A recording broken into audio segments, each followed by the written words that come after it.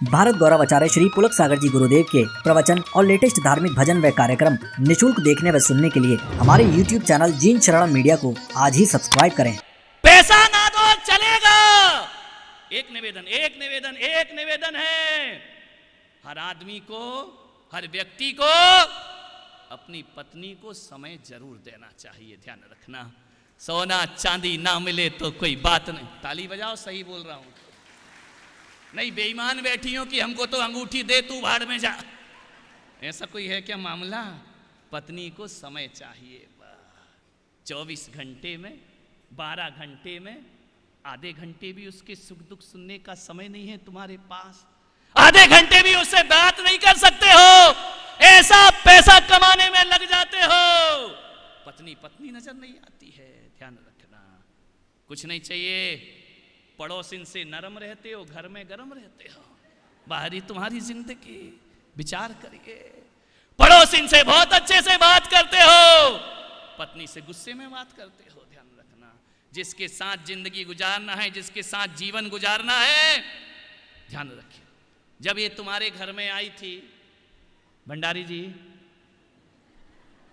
नहीं तुम तो हमारे गणधर हो, तुम्हारे बिना वाणी कैसे करेगी? ध्यान रखना।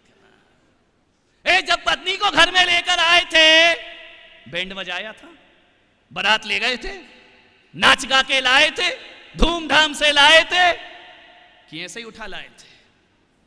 ऐसे उठा के तो नहीं लाए थे ना, बड़ी शान से लेकर आए थे। जब तुम्हारी माँ ने उसकी आरती उतारी थी, स्वागत किया था, एक कलश रख के उस पे उससे कहा था लात मार और अंदर आ। विचार करिए, जिस कलश हो जाया करता है। एक बात बताओ, जब घर में आए थे तो कहा जाता था लक्ष्मी को लेकर आए हैं। तो एक बात ध्यान रखना, पुरुषों से निवेदन है और दादा दादियों से निवेदन है, यदि बहू को लक्ष्मी बनाकर लाते हो तो लक्ष्मी जैसा सम्मान भी देना चाहिए, लक्ष्मी जैसा प्यार भी उसे देना चाहिए, उससे नफरत नहीं होना चाहिए। लक्ष्मी है तो लक्ष्मी जैसा मानो। लेकिन आदमी ऐसी धौंस दिखाता है। कभी विचार किया, मैं सुबह सुबह देख रहा था, मॉर्निंग वॉक पे लोग जा रहे थे, घूम रहे थे। हुआ क्या कि चले जा रहे थे घूमने के लिए, अचानक पति का पर्स गिर गया। पड़ोसिन ने उठा के पर्स दे दिया कि भाई साहब आपका ये पर्स गिर गया है। आदमी उसको देख रहा ऊपर से नीचे तक, इसने मुझे पर्स दे। बोले thank you madam, thank you, बहुत अच्छा, धन्यवाद, आपने पर्स उठा करके दे दिया। कितने फूल झरे तुम्हारे मुंह से, थैंक यू मैडम, थैंक्स, आपने मुझे पर्स दिया है। अब एक बार बताओ नासिक वालों, यही पर्स यदि पत्नी उठा के देती क्या होता? थैंक यू निकलता मुंह से, धन्यवाद निकलता मुंह से, बोलते कि धन्यवाद तूने मेरा पर्स उठा के दिया, नहीं निकलता। तुम तो ऐसे चलते कि तू चल काय को रही थी पीछे कि मैं कब गिराऊं और तू कब उठाए। विचार करिए, प्रेम के 2 शब्द बोलो। ये प्रेम के शब्दों की भूखी है। मालूम है, ये महिलाओं के भोजन का समय है, बच्चों के स्कूल भेजने का समय है, ये इनके एग्जाम चल रहे हैं बच्चों के, फिर भी सब काम को नजरअंदाज करके यहाँ आई हैं ना। यहाँ से जाके तुम्हारा भोजन भी बनाएंगी, सब कुछ करेंगी। कई तो ऐसी होंगी कि बेचारी 4 बजे से बना के रखे आई होंगी, 6 बजे से बना के रखे आई होंगी। उसके बाद भी यहाँ क्यों आई हैं? मैं इन्हें कोई हीरा मोती सोना चांदी नहीं दे रहा हूँ, मैं उन्हें प्रेम के शब्द दे रहा हूं। खिंचे चले आते हैं लोग, आपसे इतना ही निवेदन है, प्रेम से बोलो, प्यार से बोलो। ध्यान रखना, इनने कब कहा कि हमें बड़ा महल चाहिए? इतना भी प्यार मत करना, समझ गए क्या?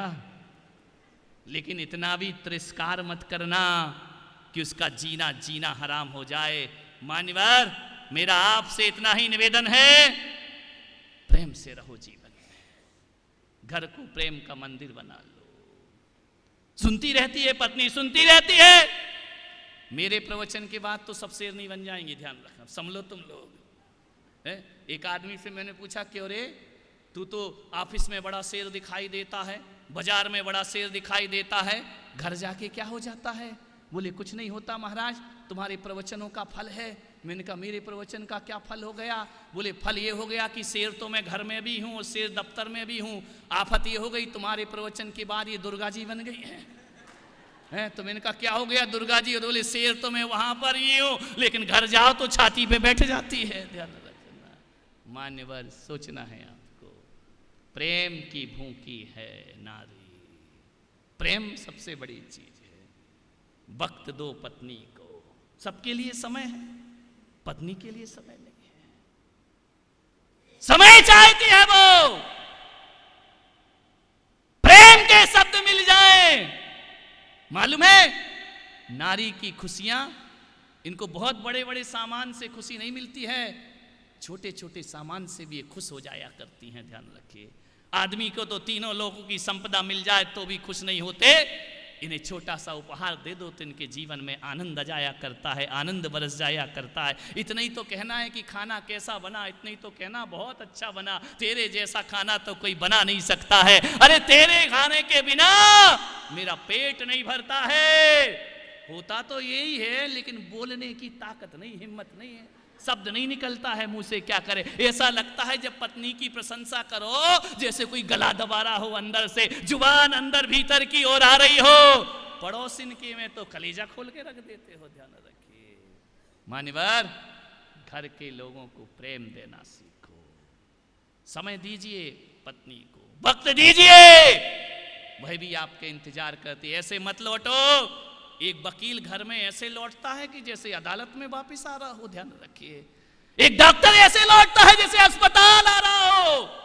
मान्यवर, वो अस्पताल नहीं है, वो अदालत नहीं है, वो तुम्हारी दुकान नहीं है कि तुम कस्टमर की तरह इनसे पेश आओ। घर में तुम्हारी पत्नी इंतजार कर रही है, ना वो क्लाइंट है तुम्हारी, ना वो पेशेंट है तुम्हारी, वह तुम्हारी अर्धांगिनी है, वह तुम्हारा इंतजार कर रही है। घर में आओ तो दो प्रेम के शब्द बोल दिया करो, दो प्यार के शब्द बोल दिया करो। एक बात याद रखना, एक बात याद रखना संचेती जी, वाइफ दुखी तो लाइफ सुखी कैसे होगी? कभी नहीं हो सकती है। वाइफ सुखी तो लाइफ सुखी। काली जी को देखो,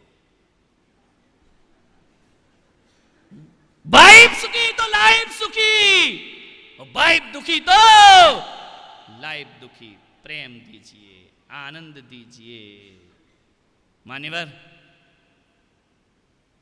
एक देवरानी जिठानी थी, बहुत प्रेम था उनमें। इतना प्रेम दो सगी बहनों में नहीं होता है जो देवरानी और जिठानी में प्रेम था।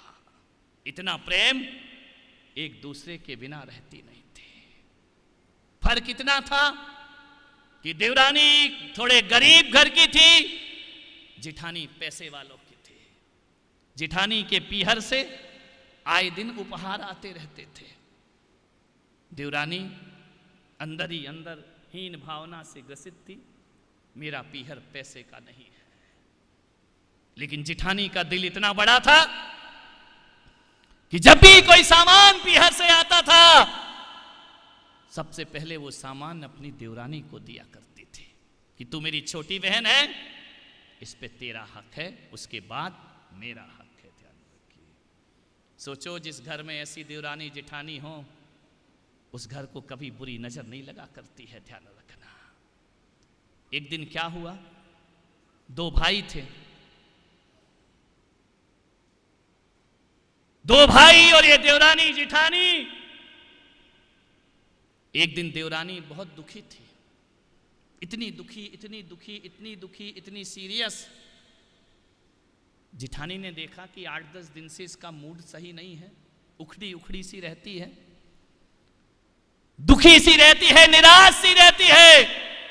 एक दिन देवरानी बैठी हुई थी अपने सोफे पर, जिठानी गई, उसने कहा क्या हुआ तुझे? 8-10 दिन से तेरा मूड सही नहीं दिखता है, तुझे परेशानी क्या हो गई? तुझे कोई दिक्कत हो तो बता। उसने कहा नहीं भाभी, मुझे कोई दिक्कत नहीं है, लेकिन तू थोड़ी दुखी दुखी तो दिखती है, ना खाना ढंग से खाती है, ना पहले जैसी बातें करती है, ना तेरे नैनों में वैसा आनंद है। बता बहन, तुझे हुआ क्या है? आंखों से झरझर आंसू झरे। तू रोती क्यों है? मेरे से कुछ गलती हुई? इतना जिठानी कह नहीं सकती, आज की पुरानी वाली कह सकती थी। क्या हुआ तुझे? बोले भाभी तुमने सच पहचान लिया मुझे, 8-10 दिन से मैं बहुत दुखी हूं। क्या हुआ है तुझे? बोले तुम्हारे देवर को व्यापार में घाटा लग गया है। घाटा लग गया? इतना घाटा लगा है, इतना घाटा लगा है, इतना घाटा लगा है कि अपने भैया से वो नजरें मिलाने को तैयार नहीं है। जिठानी ने कहा पगली तो इसमें रोने की क्या बात है? अरे व्यापार ही तो कम हुआ है ना। अरे व्यापार कम हो तो प्यार कम नहीं करना चाहिए। क्या तकलीफ, क्यों रो रही, क्यों दुखी है? पगली तूने मुझसे कहा क्यों नहीं? बोले क्या कहती भाभी? 1 बार नहीं, 2 बार नहीं, 4 बार